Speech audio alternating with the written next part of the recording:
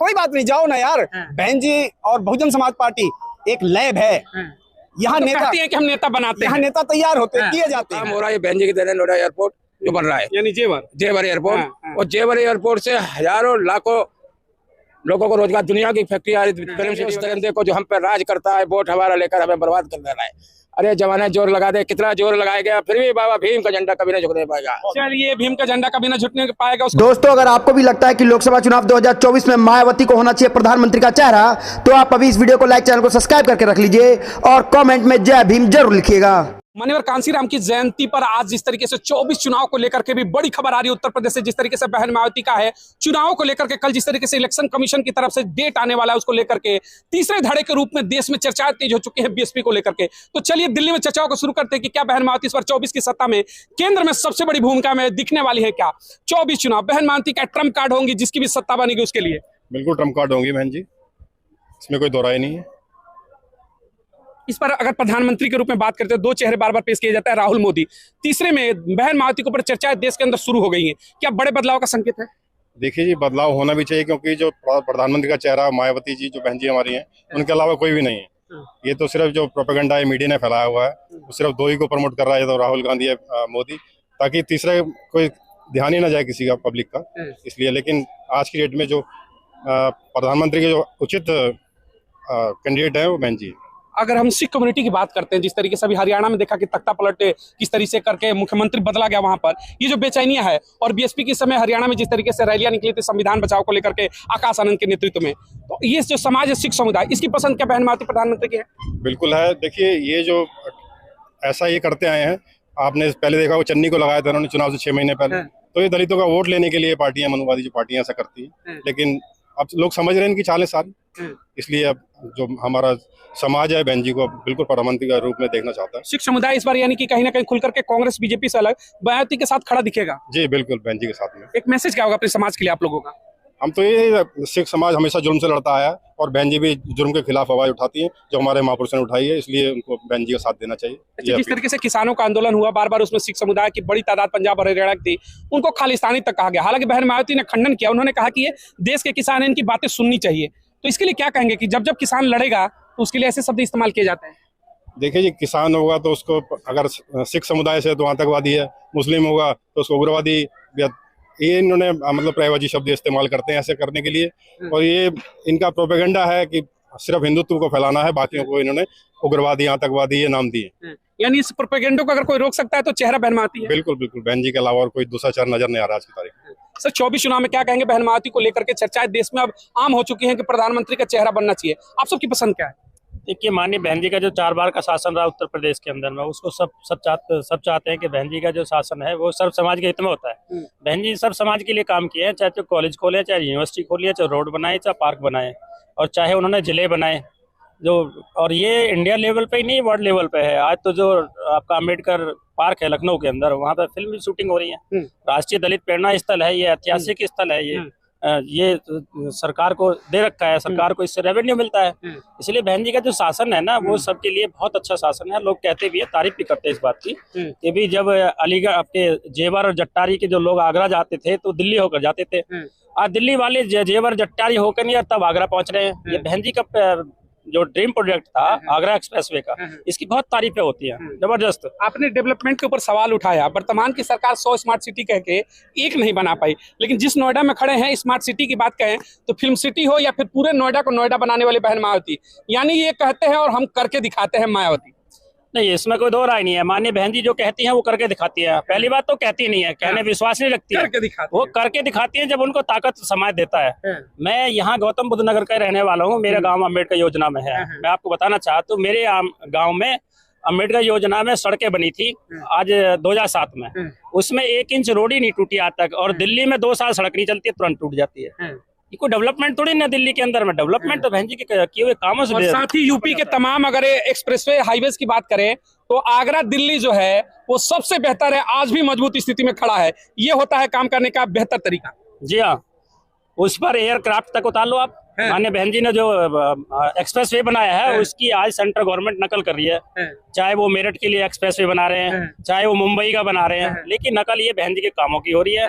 सुलभ शौचालय की आज प्रधानमंत्री जी बात कर रहे हैं, बहन जी ने तो अपने शासन में आते ही सुलभ शौचालय गाँवों को दे दिए, शहरों को दे दिए। आवास विकास योजना के तहत गाँव में 2-2 महामाया आवास उन्होंने दिया हर जगह, गाँव से लेकर शहर तक। और देखिए जो नोएडा से दिल्ली लोग जाते थे ना 2-2 घंटे सेक्टर 37 पे जब जाम में फंसते थे तो रोते थे कि बहन जी की सरकार आए तो हमें यहाँ फिर छुटकारा मिले। और बहन जी ने सेक्टर 37 पे इतना बेहतरीन फ्लाईओवर दिया, इधर महामाया फ्लाईओवर दिया, तो दिल्ली के लोगों को आवागमन में बड़ी सुविधा मिली। एक सीधा सवाल है, आपने इतने काम बताए बहन मायावती के लेकर, ऑन रिकॉर्ड है, कोई मनगढ़ंत बातें नहीं है। सवाल ये बनता है कि इतने काम करने के बावजूद भी बहन मायावती को प्रधानमंत्री के रूप में मेन स्ट्रीम मीडिया क्यों नहीं दिखाती? बार बार एक सवाल उठाती मीडिया सबके जहन में कि मोदी नहीं तो कौन। क्यों नहीं कहते कि मोदी नहीं तो मायावती? बोलने में शर्म क्यों आती है कि मोदी नहीं तो मायावती? मायावती टक्कर देगी, काम में उठा लो, विकास में उठा लो, जिस चीज में सुशासन में उठा लो, चर्चा क्यों नहीं होती है? देखिए ये हमारा ये मानना है कि जो मेन स्ट्रीम मीडिया है वो एक बिजनेसमैन आदमी है।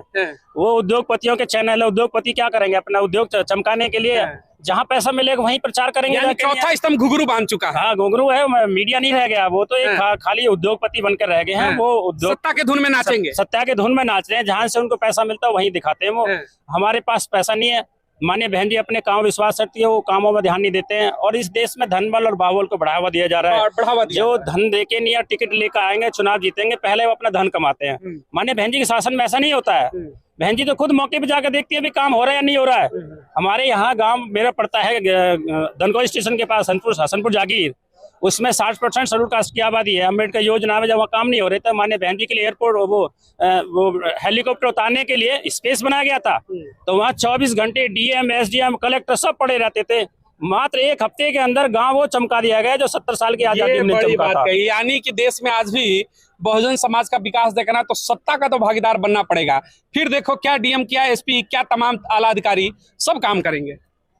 देखिए सच तो ये है कि पत्रकार महोदय, आज 2007 से नहीं 1995 से आप देख लीजिए कि बहन जी के करे हुए कामों को आज भी जो दूसरी पार्टियां सत्ता में आई, चाहे समाजवादी हो, चाहे भाजपा हो, चाहे कोई भी हो, आज भी बहन जी के करे हुए कामों पे फीता काट रहे हैं, रिबन काट रहे हैं। धरातल से आप कहीं भी आप जाकर के देखेंगे, चाहे वो आप ले लीजिए उस समय की जो है आपकी जो हॉस्पिटल में एम्बुलेंस चलती है, एम्बुलेंस बहन जी के जमाने में नीली थी, जब समाजवादी आए तो उसे लाल और हरी कर दी। और आज की तारीख में उसी एम्बुलेंस को भारतीय जनता पार्टी के लोग भगवा करके आज उसी एम्बुलेंस से काम चला रहे हैं। नहीं, आज तक कोई चीज इन्होंने अपने आप करके समाज को कोई चीज समर्पित नहीं किया। तो इसलिए बहन जी का मुकाबला अगर कोई कहता है कि भाई मोदी वर्सेस बहन जी, तो बहन जी विश्व की सबसे बड़ी नेता है। मैं भारत की नहीं, विश्व की सबसे बड़ी नेता है। ये मैं नहीं कहता हूँ। अमेरिका ने आयरन लेडी की उपाधि अगर दी है तो भारत ने नहीं दी, वो अमेरिका ने दिया है, और काम के बल पे दिया। आज हमें इतनी ऊंची ऊंची बिल्डिंगें दिख रही हैं जहां हम खड़े होकर के बोल रहे हैं, और मेरे मुंह में भी जो जबान है, ये जबान भी बहन जी की दी हुई है, बाबा साहब की दी हुई है, माननीय काशी राम साहब की दी हुई है। ये बड़ी बात आपने कही कि आज जो बोलने का हम इस तरीके से मंचों से बोल रहे हैं, बड़े बड़े मंच लगाकर रैलियां कर रहे हैं, उसका अधिकार तो कहीं ना कहीं माननीय कांशीराम और बहन मायावती की देन है। लेकिन कुछ लोग यहीं से उठकर जाते हैं और मायावती पर सवाल उठाते हैं, उनके लिए क्या कहेंगे? वो अवसरवादी हैं। कहते तो है कि हम भी बड़े बहुजन के हितैषी हैं। नहीं, बहुत सारे आप लोगों को इस क्षेत्र में मिल जाएंगे, राजनीति क्षेत्र में, कि अगर बहन जी ने किसी को एमपी बनाया, आपने देख लीजिए अभी वर्तमान में देख लीजिए 10-10 एमपी हमारे आए, मात्र इस समय 2 बचे हुए हैं। बाकी सब कोई कहता मैं यहाँ जा रहा हूँ, कोई कहता मैं वहां जा, नहीं कोई बात नहीं, जाओ ना यार। बहन जी और बहुजन समाज पार्टी एक लैब है। यहाँ तो नेता कि हम नेता बनाते हैं, यहाँ नेता तैयार होते हैं, किए जाते हैं, और नेता जाने वाले के लिए कभी बहुजन समाज रोता नहीं है। मजे की बात यह है कि जैसे दूसरी पार्टियों का असर होता है कि भाई एक नेता चला गया तो ऐसा लगता है पूरी पार्टी चली गई। यहाँ तो काउंसलर बनो और विधायक बनो, एमपी बनो, जहां जाना चले जाओ, क्योंकि बहन जी की जो आइडियोलॉजी है उसे फॉलो करना पड़ेगा। यानी कोई कहीं जाए, जो बीएसपी का मूवमेंट है वो नहीं टूटेगा, ना झुकेगा, ना झुका है, ना झुकेगा और ना झुकेगा। जिसको आना है आए, जिसको जाना है जाए। बीएसपी का जो मूवमेंट है, माननीय कांशीराम का जो मूवमेंट है, अम्बेडकर के जो विचार है, वो सदा चले थे और चलते रहेंगे। सर, मैं अपने बोलने से पहले मैं बताऊं, सन 1983 में हम लोग DS4 में काम करते थे। उस वक्त हमने अपने गांव में एक अम्बेडकर ड्रामा क्लब का आयोजन किया। उस वक्त मेरे एक मामा श्री थे मोहर सिंह अम्बाड़ी, जो पूर्व विधायक BSP से रहे इटावा से, तो उन्होंने अम्बेडकर का रोल खेला था। उस वक्त हम लोगों ने काम किया और सरकार मतलब वहाँ विधायक भी बना, उसके बाद लगातार विधायक बनते गए। कुछ समय आया अजीत पल विधानसभा सुनी होगी आपने, तो उसमें विधानसभा में मेरे साला भी मदन सिंह गौतम विधायक रह चुका 3-3 बार। लेकिन उस समय ऐसा हुआ है परिवर्तन, तो उस वक्त हम बहुत मेहनत करते थे, पेड़ों पर लिखते थे बहुत दलित समाज संघर्ष समेत। उसके बाद आप ये देखो कि 2001 में विश्वनाथ वो कौन सा है रक्षा मंत्री, कौन सा है नहीं अभी प्रेजेंट देश का रक्षा मंत्री कौन है? हाँ, तो उसने इस देश का प्रस्ताव रखा था कि नोएडा के अंदर एक एयरपोर्ट की नींव रखी जाए। 2001 में नींव रखी गई। 2004 में मुलायम सिंह ने इसको आगरा ले जाने की कोशिश की। 2010 में बहन जी प्रधान मुख्यमंत्री भाई, तो उसने इस एयरपोर्ट को, नोएडा एयरपोर्ट को पास करवा दिया।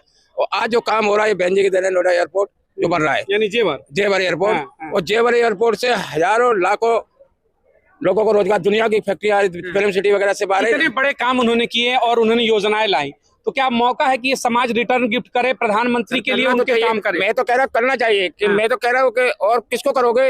हम लोग चलो कहाँ गए, हम पिछली बार चुनाव में गए थे, ये तुम्हारा बांदा, हमीरपुर, महोबा और जालौन और सब जगह गए, तब बहन जी जीत रहेगी 2011 में।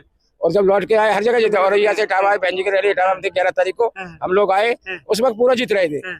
कोई ये नहीं कह सकता हार सकता, जालौन तो बिल्कुल कोई कह ही नहीं सकता था हार जाएगा, लेकिन जब देखा रिजल्ट तो हार गई, क्योंकि वो वही चलिए इस बार मिलकर के वोटिंग होगा। हाँ, मिटा डालेंगे उस दरिंदे को जो हम पे राज करता है, वोट हमारा लेकर हमें बर्बाद कर दे रहा है।